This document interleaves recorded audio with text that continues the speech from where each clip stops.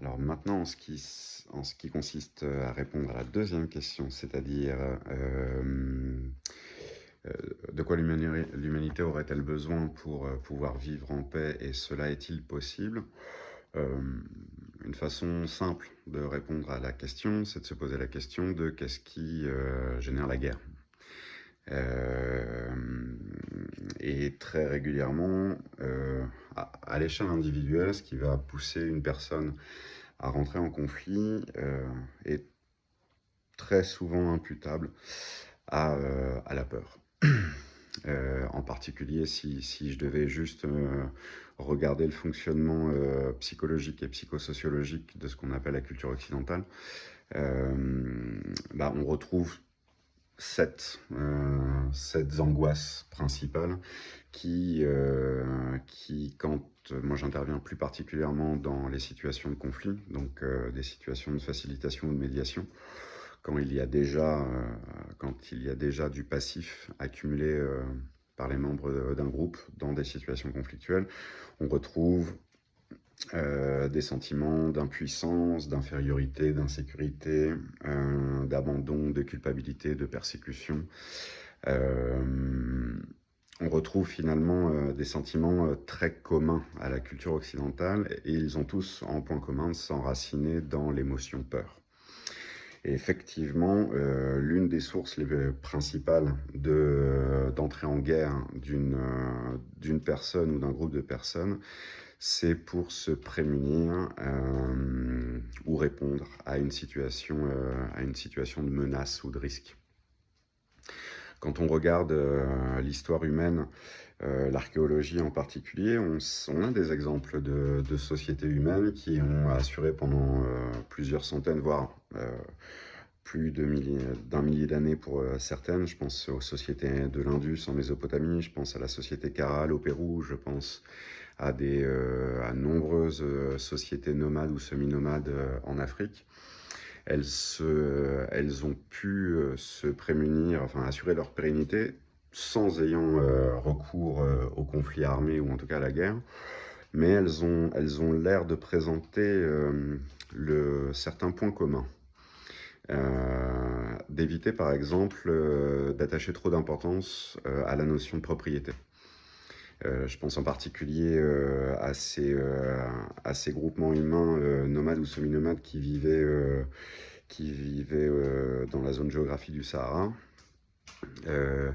Il y avait une recherche à ne pas produire plus que ce que le groupe avait besoin, parce qu'ils avaient a priori compris que à partir du moment où nous produisions plus, nous devions tout simplement protéger cette propriété de cet excédent, et que cette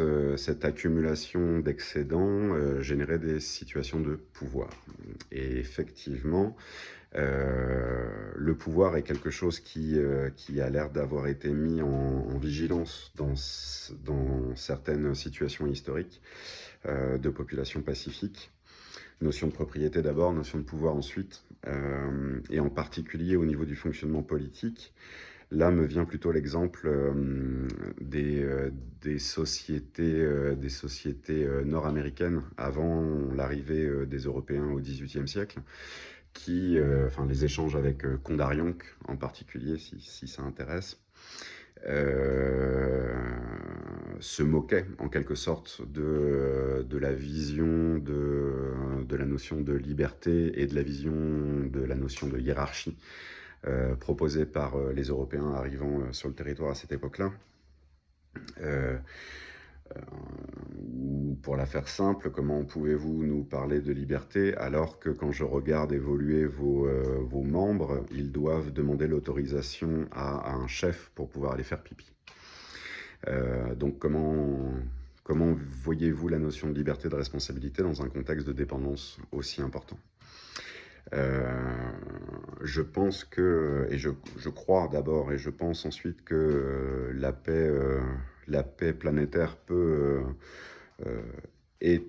accessible à l'humanité. Par contre, elle implique un travail de repositionnement sémantique sur la notion quel est le sens de l'existence. La place du bonheur là-dedans, le temps et la place qu'on se laisse pour créer un lien de confiance et de sécurité, déjà à un niveau individuel et ensuite au niveau collectif. Ça implique de revoir la notion de famille, fama, réputation, famulus, cercle d'esclaves, le rapport au travail, qui est un rapport, un, un rapport violent dans sa sémantique. Donc je pense qu'un premier travail est un travail de mise en échange du débat public et très diffusé, très vulgarisé, c'est-à-dire accessible à toutes et tous, sur les fondements idéologiques, les valeurs qui soutiennent finalement notre façon de concevoir qu'est-ce qui est important pour nous en termes individuels et collectifs et ce vers quoi nous avons envie de tendre. La deuxième, et je m'arrêterai ici, la deuxième prérogative pour pouvoir générer finalement la première proposition d'échange dans le débat public, c'est que les personnes et groupes en responsabilité d'animer ces échanges, d'animer cette réflexion et cette clarification sémantique doivent impérativement être autonomes et d'avoir atteint des niveaux de ce que j'appellerais tout simplement de la sagesse quant à leur propre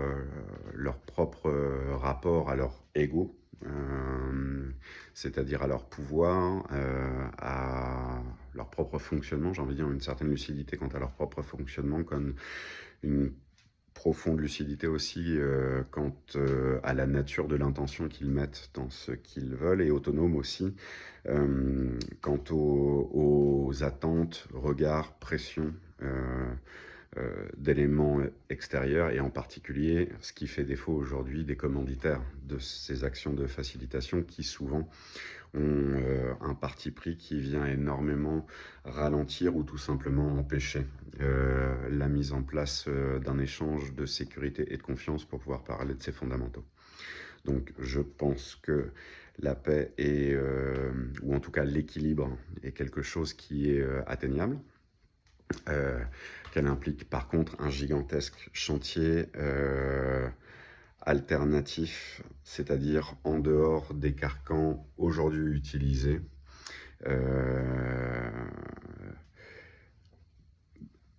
qui empêchent ce fonctionnement, en particulier le rapport effectivement au pouvoir et à la hiérarchisation des humains entre eux.